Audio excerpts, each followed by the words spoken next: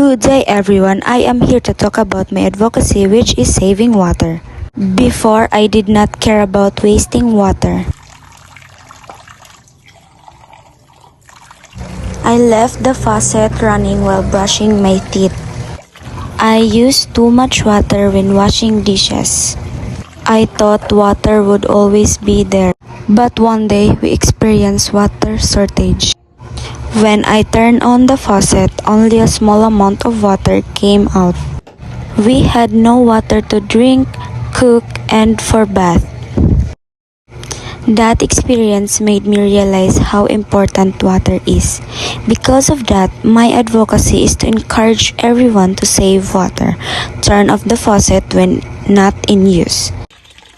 We need to store water for emergencies. Water is life. If we waste it today, we will suffer tomorrow. Let us be responsible and protect our water for the future.